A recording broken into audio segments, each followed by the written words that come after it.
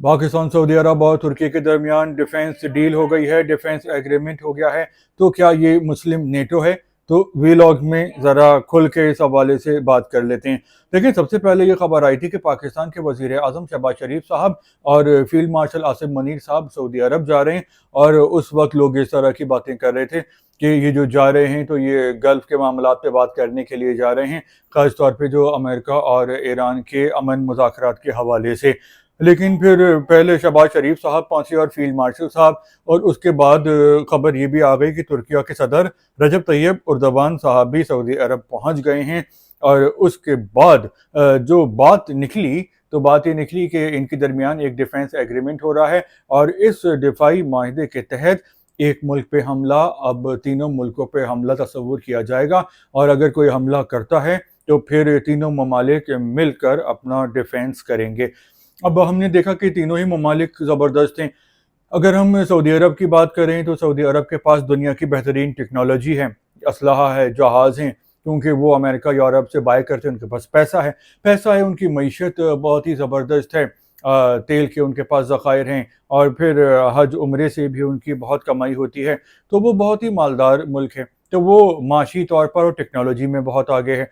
और जो पाकिस्तान और सऊदी अरब हैं, वो फ़ौजी लिहाज से बहुत ही स्ट्रॉन्ग हैं। इनकी जो फ़ौजें हैं वो बहुत ही स्ट्रॉन्ग हैं, प्रोफेशनल हैं और बहादुर हैं। और जो तुर्की है तो उसकी इकोनॉमी भी अच्छी है, और वो टेक्नोलॉजी के मैदान में भी आगे है। तो जो तुर्किया है और पाकिस्तान मिलकर एक जहाज़ भी बना रहे हैं जिसका नाम कान है। और अब जब ये तीनों ममालिक मिल जाएंगे तो डिफेंस भी मजबूत हो जाएगा, और माशी हवाले से भी फ़ायदा होगा, और इसके अलावा हर लिहाज से फ़ायदा होगा। और अगर कोई दुश्मन गंदी नज़र से देखेगा और मैली आंख से हमला करने की कोशिश करेगा, तो ये बात फिर साफ ज़ाहिर होगी कि फिर उस जंग में तीनों ममालिक जो एक साथ होंगे, तो फिर हमला करना जो है वो इतना आसान नहीं होगा।